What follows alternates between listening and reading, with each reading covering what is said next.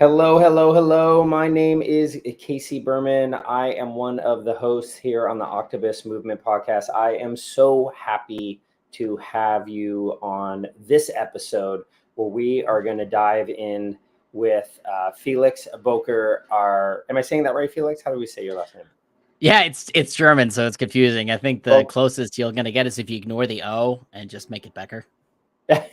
Becker, ignore the O. Yeah. Ignore that part and that one letter in my name. Felix Boecker, one of our newest founding members here at the Octopus Movement. And our audience knows is for anyone who's joining or anyone needs a refresh, we are a group, a sanctuary of non-linear thinkers here in the Octopus Movement. We're going to dive into what that means. Everyone sort of has their own version of this. And I'm honored again to be a host with my other podcast hosts, to be able to a few times a month really jump in and to meet our founding members and other guests that we have here. The Octopus Movement, founded by our fearless leader, Perry. Perry is around. His spirit is in all of these. All right. So today, one of our founding members, Felix Boecker, who is a medical doctor. He's a podcast now, speaker, a coach, an entrepreneur. But he used to be a medical surgeon. He used to cut things and see a bunch of blood. I always joke I'm a lawyer. I'm a Jewish kid who didn't like blood, so I didn't go to medical school. I went to law school, and that was how the extent of criticality I used in my career. But Felix actually doesn't mind blood, has worked through it all. He went to the University of Miami School of Medicine, was a trauma surgeon for 4 years in St. Louis, and a wound physician in Toledo, Ohio. Felix, so happy to have you. How are you? Man, I am so happy to be here. I mean, to be able to find other nonlinear thinkers. I mean, that the term was something that I never even really knew that it existed, but it makes so much sense now that I'm aware of it. It's been an absolutely incredible journey, just even over the last week, getting to meet other amazing people in this movement, in this community. So I'm doing great. I'm wonderful. Yeah, I'm always in awe of just the brain power and the heart power and just all types of power in this community here in the Octopus Movement. And every time I run across someone, I always learn something and take away something. What I'd like to take away from you right now is tell us a bit about your work as a surgeon. I mean, first off, why'd you go to medical school, and what was the work like? Yeah. How did it align with your skills and strengths? But tell us that real quickly. Why'd you go to medical school in the first place? Well, the short answer is I went to medical school for all the wrong reasons. Coming out of high school, I actually wanted to become an airline pilot. I as a kid growing up, always had airplanes in my room, had the model airplanes hung from the ceiling and simulated dogfights, but I never had the physical abilities to even consider going into military aviation. So I would have been perfectly content flying big jets for the big airlines. But I don't know if you remember this tragic event called 9/11. It happened right during my senior year in high school. And so at the time, when I was looking into colleges and what I'm going to do after high school, and I wanted to go into aviation, everyone, literally everyone, my friends, my family, neighbors, counselors, everyone said, don't do it. Go into medicine. It's a much easier lifestyle. You make more money. Now, as an 18-year-old, what do you really know about the world? Nothing. And so I had a lot of opportunities, rather fortuitously for the most part. They just kind of were handed to me that interconnected me with the medical world in some way, shape, or form. So, in my last few years of high school and even throughout college, I always interfaced with the medical community somehow, and not really by desire, not because I was trying to. It just so happened that I always interface with the medical system in some way, shape, or form. And so it made sense to me then to listen to everyone and say, all right, I'll go to medical school. And so I did. Um, Going into medical school, I actually wanted to go into emergency medicine because I had some experience shadowing one of my neighbors who was an ER doc back in high school, and I thought that was the place to be. But it was also the only place I really knew anything about in the medical realm. So when I went to medical school, I did my internal medicine rotation. I realized what I would be dealing with in the ER. I was like, actually, this is not where I want to be. Like most of the people who are in an emergency room shouldn't be in the emergency room. These are people who need a good primary care doctor, a good family doctor, someone who takes care of their chronic medical problems. You shouldn't be in the ER to get a refill on your insulin, right? And so I was kind of lost at that point. I was like, well, now everything that I thought I was going to do isn't going to happen. And I Right. wasn't really sure where I was going to go. The only thing I was absolutely sure of was I did not want to become a surgeon. Yeah. So my surgical rotation was next, and I chose the elective that was the easiest. It had the shortest hours. The attendings were nice. It was the elective everyone who knew they didn't go into surgery was choosing because we weren't interfacing with the department chair, for example, who would need to write us a letter down the road. And I absolutely fell in love with it. The hands-on experience and being able to change people's lives and actually fix problems right then and there in the moment was something that I at the time fell in love with. If you have appendicitis, cut your appendix out, you're cured, right?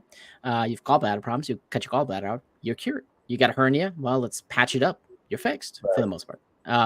And I didn't see that in other aspects of medicine. You have high blood pressure, diabetes, right? You come back to the doctor and you tinker with your meds a little bit and make adjustments, but you don't see any immediate results. With surgery, you do. Yeah. And so I was attracted to that at the time. Well, during medical school, I also discovered that medical school wasn't cheap. And so one morning, I went to the lounge to have my lunch, and Sergeant Driscoll was there. Now, Sergeant Driscoll was working for the Air Force, and he brought Papa John's, and it was just absolutely delicious pizza. And so I signed a contract with the Air Force, which then made me actually gave me 3 years on active duty with the Air Force, which is how I ended up in St. Louis doing trauma surgery. An experience I actually wouldn't have had going into trauma surgery if I hadn't been connected with the Air Force. So that's how I ended up in St. Louis with the Air Force. Did 3 years there on one of the trauma training platforms. St. Louis at the time was still the city with the highest homicide rate in the country. And it would make sense why the military would have a trauma training platform there. So it was a wonderful time. It was in some ways the best job I ever had, as well as the worst job I ever had.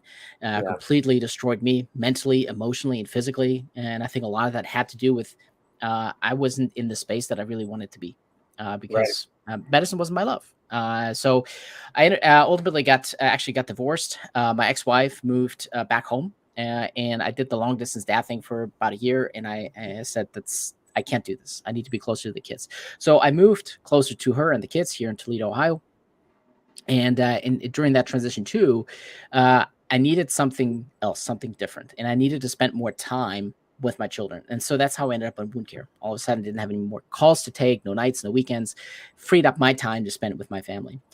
But it also freed up the time for me to go deep on myself and figure out, well, who's Felix? What does Felix actually want out of this life? And so in the last 4 years, I realized that I really ended up in medicine for the wrong reasons. And it wasn't where I wanted to be. And I couldn't have the impact I wanted to have. And so I left. Yeah. Wow.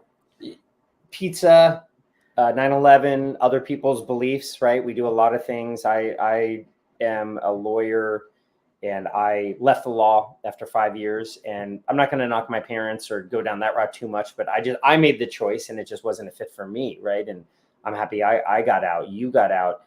But it's really interesting how, and we saw a comment in there around how we do things in our life, in this matrix, in this simulation, in this reality world, however you think about it. But we do it because of other people's beliefs, other people's anxieties, other people's dreams for us. When did it click for you, the year or just roughly whenever it was, when, not that you feel you'd hoodwinked yourself, but when you really felt like, wait a minute, I'm off. Do you remember that moment? Actually, the inkling for all of that really started my first day in medical school. Even it was the first time that I struggled academically. I couldn't connect with the content, and I didn't enjoy going to lectures. I tried to do all my best to not go to lectures and just watch the recordings afterwards. And I didn't really understand that at the time. And a lot of the reasons, I made those choices. I agree with you on that. But I wasn't intentional, and I definitely did not take ownership over my own situation, my own life, until much later in life. And a lot of that really for me was growing up with two narcissist parents who made their life all about them and not about me. I didn't know who I was. Yeah. And nobody ever asked me for my opinion. It was all about what someone else told me I should do. And so that was the natural tendency for me. It wasn't until much later that I said, no, this is stupid. This is my life. Let me live the life I want to. And that's when I started taking ownership. And that's when I really started doing the deep dive on myself to figure out, who am I? What do I stand for? What do I really want to do in this lifetime? And how do I really want to give back? But even that's difficult because you don't know who I is. You may not even have the tools to do that. You've kind of, I don't want to say you've been living a lie. That's too harsh. And I didn't feel that about mine, but you need to recalibrate. There's a line, famous philosopher writer that said, the first half of our life is building up a strong ego, and the second half of our life is unwinding it. Right. And yeah, I know a lot of folks in the Octopus Movement are about unlearning what we've learned. But I mean, you really had to find a new set of beliefs. You had to find a new constitution for yourself, if you will. yeah. That line is interesting. It reminds me of something I was taught in my surgical training. Surgeons, for the first half of your career, you learn how to operate, and then the second half of your career, you learn who not to operate on. So it's a very similar line in that same sense. But yeah, no, you're right. It definitely took a lot of work. I mean, I started doing all the self-development stuff, reading all the books, journaling, meditation, all the stuff, right? That's out there. And throughout all of that, you also have to remember, I have a history of depression. I've been through suicidal thoughts myself throughout my life. And I think a lot of that was also influenced by not knowing who I was and who I am and what I stand for, right? Because I was lost. And I've been through therapy, been on antidepressants and all that stuff. And I sort of serendipitously discovered coaching in 2022. And I came at coaching from the mindset that was always instilled in me, that coaches were swindlers and snake oil salesmen, and who needs to coach anyways? So while I was looking for my way out of medicine, or starting to figure out my way out of medicine, I obviously looked into real estate, like most people, I think, who are trying to get out of their employed position. Big community there is Bigger Pockets. They had a podcast, and Brandon Turner was the host. And now Brandon is a self-made multimillionaire. Really built himself a real estate empire. And in one of the episodes, he was talking about his own coach and the transformational change that he had as a result of working with his coach. And that was strange to me, because here he is, a self-made multimillionaire, and he has hired a coach. I'm like, coaches don't add any value. You've already done all this stuff yourself. What do you need a coach for? And so that's when I actually started looking into coaching for myself. And I discovered a world of something that I was always missing from therapy, right? With therapy, it was always, please stop talking about my past. It's done. It's over. I can't change anything about it. I need to know what I could do today to create a better tomorrow for myself. And therapy was never able to help that. But when I discovered coaching, that's exactly what I was missing, because all of a sudden, the question really was, what can we do today to create a better tomorrow? And I realized then, not only was that the missing piece for me, but it was also a tool for me to help others. And so that's how I, that's really what my self-development journey was all about, and how ultimately I discovered coaching and decided that was really the route for me to take. That's fantastic. No, it's great. So, when you talk, one thing that you focus on coaching is, I saw on your LinkedIn, you have a line that says, cut out the bad stuff, hook up the good stuff, stop bleeding. I love it. What is the bad stuff? Is overcoming fear, cutting out the bad stuff?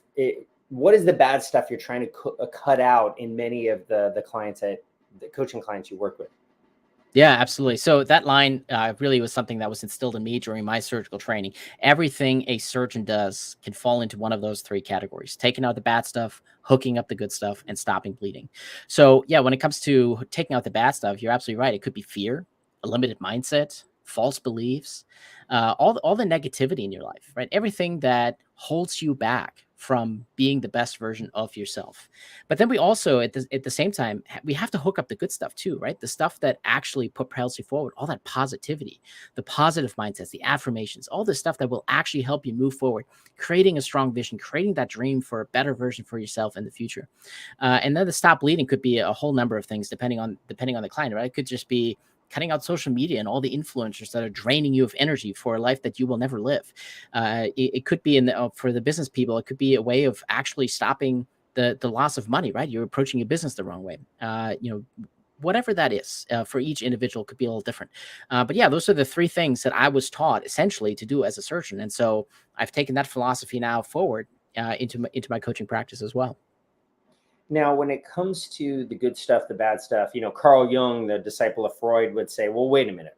You don't want to cut out all the bad stuff. You need to face your shadows. You need to look deep. There's a lot of things that are bad, maybe ambition or competitiveness that we don't necessarily want to cut out. We don't want to be some arrogant person that steps all over folks. But at the same time, how do you sort of discern?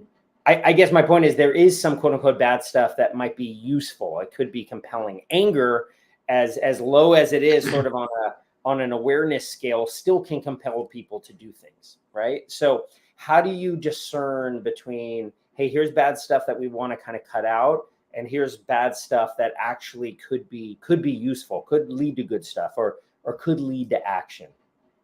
No, that's a terrific question. I absolutely agree with you on that. I think, whatever our experiences have been up to this point today is exactly what shapes us and who we are. Yeah. So we shouldn't ignore any of that. The line, if anything, is just meant for marketing, right?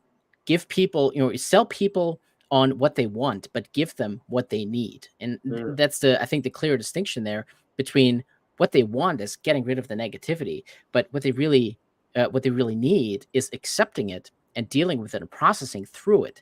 So there's obviously a fine line between, what I post on the website and what actually happens behind closed doors in a coaching session. Right. But it's something that I think makes for good marketing, and it's something people could potentially relate to. But I absolutely agree with you that we have to accept those negative pieces of ourselves because they are part of who we are. We should absolutely not ignore them. Yeah, no, you're definitely right. Accepting it is like cutting it out. Accepting it is embracing it. It's surrendering it. It's just letting it go. So yeah, no, I hear it. How can folks who have blockers, they have issues, and maybe they won't be able to cut them out anytime soon, or they doubt it, right? Yeah. How can they still move forward? How can they still grow, even if there is something they just can't cut out yet? Well, that's where a strong vision comes in, a strong vision for your future, for the life you want to really create for yourself. And that really, if anything, goes more into the positive aspect side of things, right? I mean, a lot of the simple tools that I've even used in my own life. I come from a very pessimistic household, and we have a negativity bias that's naturally instilled in our brain. So my genetics want me to think negatively about the world. And feel like it's hopeless and there's no opportunity and the world is against me, right? But when you actually take a moment to work on the positive side of things, to feel grateful for even the little things that you have in your life, right? You have running hot water in your house. Like, this is something you can be grateful for, right? It's a small little thing. But when you start practicing those little positivity exercises, you start seeing the world in a different perspective. Now, you combine that with creating a strong vision for the future version you want to become of yourself, and over time that develops. It's not something that happens overnight for most people, but you little by little, you can change your perspective on the world to go from the negative to the positive, and then be driven throughout all of that with the strong vision that you've created for who you really want to become, what you really want to achieve, how you want to make the world a better place. Yeah. What would your path? I mean, think about when you were at your lowest in depression, or sitting there doing medical school work or surgeon work and just saying, like, how do I get up? What happened to me? What would you tell that person now, the Felix of 2024? What do you tell that person, or just what do you think when you look on that person? Yeah, the really big thing to keep in mind is that it doesn't have to be this way. Sure, we're only given one life, but we're not only given one chance. Yeah. And I think a lot of people that look at my path, for example, of leaving medicine, right? I went through 14 years of formal training to become a trauma surgeon, and to walk away from that after 9 years of practicing as a surgeon, all these years, even my own girlfriend was like, "Why would you walk away from that? You spend all this time and energy on this. You make good money. You have an easy lifestyle. Why would you walk away from this?" I'm like, "Well, it's not me, and I know there's something better out there for me." So knowing that there is something better out there, and we all have the power within us to change our fortune. is I think the message that I would try to instill in anybody. Again, we might just be given one life to live, but it's not just one chance at doing what it is that we love to do. I remember it was 1998, I think. I'm showing you how old I am, but I was in my 1999, third year law school, and I had run in San Francisco. There's a race called the Beta Breakers, and I had run that race, and it's in May, and it's during finals. And so here I was, I didn't have the right shoes, and so my feet were very sore. I had sores on my feet, and just my feet were like, what are you doing running a race, right? And so without training. And so I'm in bed, my feet are up, I'm icing my feet, and I'm studying for my finals, law school finals, which I just didn't get. I didn't understand. It wasn't for me. And I'm sitting there, and I remember writing down in my journal, I'm like, my confidence is on fumes. I mean, I was at a low point. I'd never suffered depression, but I definitely had a moment like I just could step back and say the tank is very low on confidence. And that is a very long time ago, and I will never forget that feeling. And if I could go back, I would just say, to your point, like, this is just something this is what you go through, and you make choices. I saw a line yesterday that said, bad decisions make great stories. And so I'm not saying, go get drunk and do some crazy stuff, even though, sometimes it's fun. It makes for great stories. But I think let's just say, right, the mistakes you and I and others have made when we listen to other people's beliefs in a weird, interesting way, that's our hero's journey, to quote Joseph Campbell. And it sort of sets that arc, and it gives us that challenge to overcome. The risk is that we don't make that choice. The risk is we go to medical school, we go to law school, we do something else, and we suppress the inkling, like you said, and we don't make that choice to change. We don't step up for the hero, to be the hero in our own life. And then you live a life of you're 50, 60, 70 years old, and whether you admit it or not, you say, oh my God, I didn't do what I wanted to do. Yeah. Or what you even meant to do, right? I mean, this goes very much, your story, I mean, it's obviously very similar to mine in that sense. But what I've really come to realize throughout all of that in the past, I mean, obviously my life is just a minefield of mistakes that I have made and obviously learned from. But anytime you come to a decision point, if you make that decision without an excuse, you will not form a regret later on in life. Yeah. But in that moment, when you come up with some excuse, oh, well, I'm meant to be a doctor, I'm going to go to medical school. Oh, I'm supposed to be in law school, I'm going to go to law school, right? Whatever that decision is, if you come up with some excuse to push forward with it, later on, that's going to rear its ugly head in the form of a regret. Yeah, no, without a doubt. All right, we're on the back half now. A minefield of mistakes in your life. Are you making less mistakes now? Absolutely. I'm absolutely intentional now about what I'm doing, the actions I'm taking, because I know what I want to get out of this life now. I know what I need to do, what I want to do, and I'm choosing my actions based on that. It's no longer just what someone else tells me I should be doing. It's what I know I need to be doing. That's great. Yeah, well, kudos to you. That's fantastic. And I think if you do make a mistake, it probably stands out, but you can probably catch it before it fully materializes. Or if it does fully materialize, I know when I make a mistake now, or I do something with the kids or my wife or just work, whatever, I'm able to sit with it. It doesn't feel good, but I'm able to move on faster and more authentically than I don't let it rip me up anymore. Yeah, right. And it's, I used to feel, oh, the world sucks and the world is against me and woe is me in those moments. But now, because I'm intentional about my actions, I know I made that choice, and I knew I would either going to be better as a result or have some opportunity, or I'm going to learn something from this opportunity. So even going into it from before making the decision with that mindset of either I'm going to win or I'm going to learn, right? Either way, there's going to be some growth that happens as a result, versus before I was just playing chips and playing dice and didn't know what the outcome was going to be or what I was even trying to achieve. So just being more intentional with what I'm doing with my life and what, how I'm acting, decisions that I make. Yeah. What did you say? You're going to grow, you're going to learn, or what was the line? Yeah, you either win or you learn, right? Out of this. Yeah, I heard, life is either a prison or a classroom. Are you going to be miserable about it and feel punished, or are you going to learn from it? So, yeah. All right, we've got a group we have a lot of nonlinear thinkers listening in, a lot of nonlinear thinkers in this movement. How do you view nonlinearity? How do you define and how do you view it, and how do you find nonlinear thinking compared to linear thinking? Well, I think linear thinking is the thing that everybody thinks about stereotypically. You go to school, you do your classwork, and you grow up to be a person in society, right?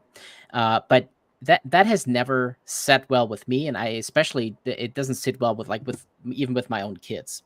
So, as an example, my daughter is in an accelerated reading class because her reading level is 3 grades higher than her peers. But when she goes to her library class, she is forced to read books at her class reading level as opposed to her own reading level. So she's bored out of her mind. And so that's where nonlinear thinking really comes from, right? It's you don't fit the box, you don't fit the bill of what society thinks you should be doing. You're doing something different, and it's in those moments where people think outside the box that the best ideas come from. That's how society moves forward. That's how inventions get made. That's how progress get made, and that's what I think is so beautiful because all these different people have all these. The human mind is incredibly creative, right? Infinitely creative. The stuff I can come up with, but we truly limit our progress as a species by putting everybody in a box and forcing this linear thinking on everyone. Yeah, no, without a doubt. My advice to people is there's this linear world that's a game most people play, and so play it because that's how you work here. And the unfortunate situation I think is we see a lot of nonlinear people out there, or we assume they're nonlinear. You Richard Branson and Einstein and Elon Musk and whoever, and they've made success, and they're nonlinear. They're out there. Or think of Daniel Day-Lewis, or actors or actresses who just are just out there in a way. Well, they're nonlinear thinkers. They do things differently, but they've made success. But ironically, society beats down the critical thinkers, the nonlinear thinkers, until you've been successful. Then they celebrate them as quirky. Right. Now, obviously, there's a chicken and an egg moment of how do you do that? And I think for my take is if you are nonlinear, if you're just thinking a different way, if you see that the emperor has no clothes, that's okay. But play the game. Just understand this sandbox that we're in. It doesn't mean you need to sell your soul or be different or anything like that. But just understand that the linearity is looked down upon by society until you've made it in the way society considers success. You have a lot of money, or you're famous, or so on. It's very difficult. It's very difficult to do.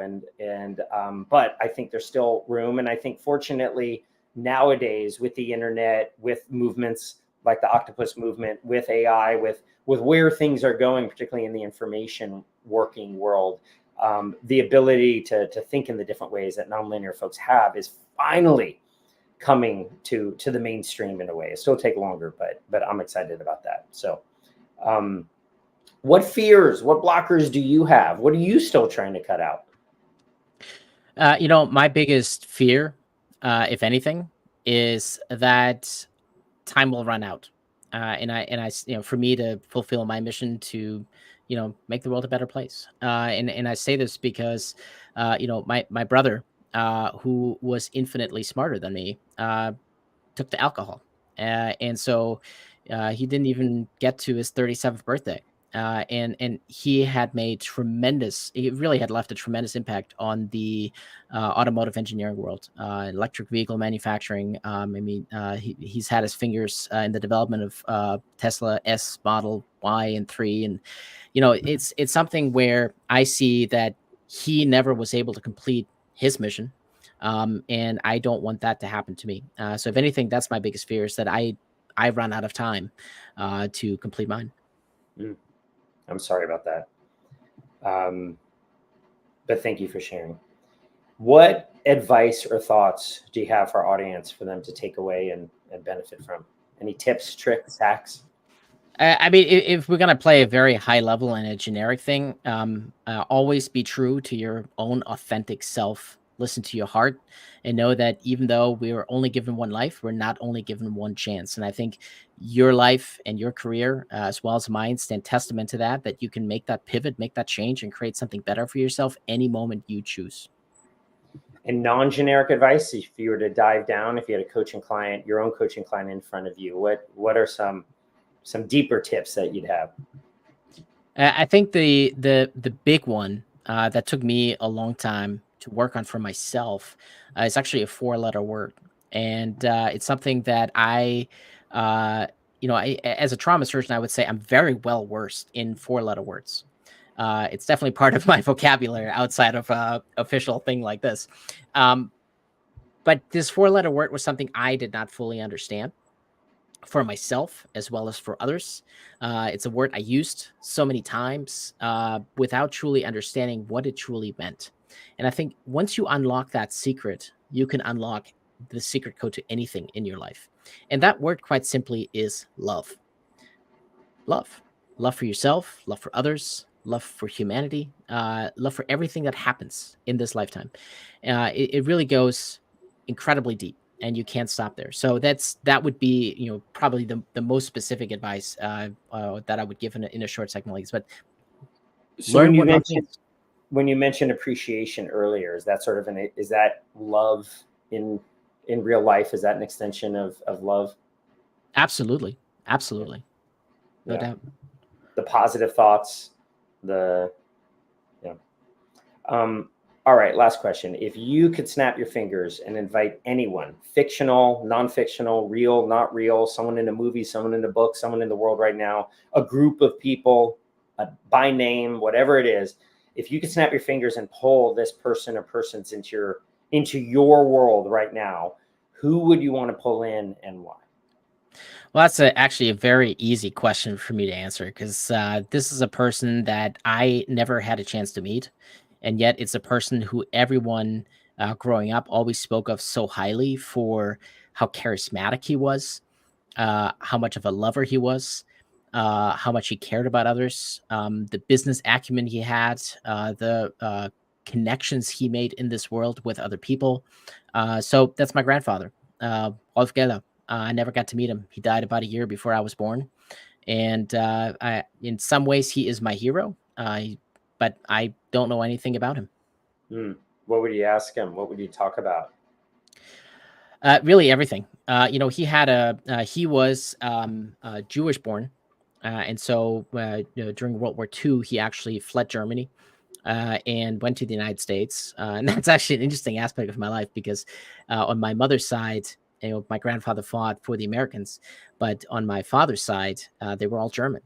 So they were all involved with the Nazi government, mostly against their will, just because they had to. But there's fascinating aspects of that part of my family history that I never had a chance to go deep on, and I cover, and what really made them tick. Yeah, interesting. Felix, thank you so much for joining us. This was just fantastic, and I just can feel the greatness that you have inside of you, and your mission and purpose. It just comes across loud and clear. Thank you so much. No, thanks for having me. This has been wonderful. Kind of short. And yeah, no, we went quick. We went right there. And but yeah, Felix, really appreciate you taking the time, and welcome to the Octopus Movement. Thank you. No, it's been an absolute wonderful. Thank you for being here. Great. Well, everybody, my name is Casey Berman. I am one of the hosts on the Octopus Movement podcast. We are so happy to have you join us today. I hope you enjoyed it. Feel free to send us comments or notes or any more questions. I'm sure Felix will answer any if you have after the fact. And if you're new to the podcast, please come back. We've got a whole rotation of new speakers and new members for you to meet. Thank you again, Casey Berman, on behalf of all of us at the Octopus Movement. Thank you for joining us on our podcast.